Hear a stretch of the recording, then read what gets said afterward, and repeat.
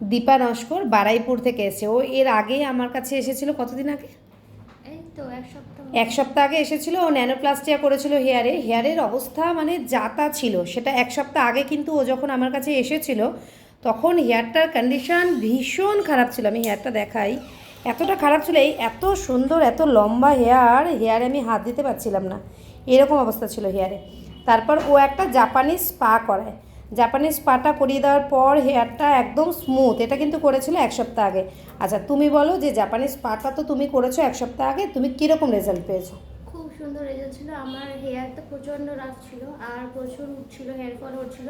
But ওটা করার পরে হেয়ার ফলও বন্ধ হয়েছে আর অনেক স্মুথ হয়ে গেছে। এখন আমি শ্যাম্পু করাতে এসেছি, বাইরে ঘুরেছি যদিও বা।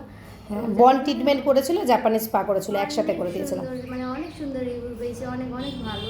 মানে একটাই ওর নিয়েছিল সেটিং, হ্যাঁ, একটা একটাই নিয়েছিল, নিয়েছিল। তাতেও এতটা দারুণ রেজাল্ট পেয়েছে। হ্যাঁ হ্যাঁ হ্যাঁ, অনেক ভালো। মানে আমার হেয়ার ফল মানে বন্ধই হয়ে গেছে বলতে গেলে। হ্যাঁ, ও ন্যানোপ্লাস্টিয়া করেছিল প্রায় 2 সপ্তাহ আগে। ন্যানোপ্লাস্টিয়া করেছিল, করার পর হেয়ারের অবস্থা, ন্যানোপ্লাস্টিয়া করার পর ও ডিসকাউন্টে করেছিল ন্যানোপ্লাস্টিয়া।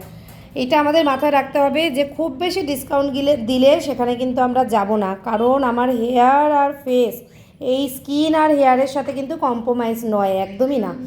তো ন্যানোপ্লাস্টিয়া করার পর হেয়ারের অবস্থা এতটা খারাপ ছিল, ও আমার কাছে আসার পর আমি ওকে জাপানিজ স্পাটা বলি। তো আমার মনে হয় জাপানিজ স্পাটা করাতে, একবার করাতে এত স্মুথ হয়ে গেছে হেয়ারটা, খুব সুন্দর রেজাল্ট।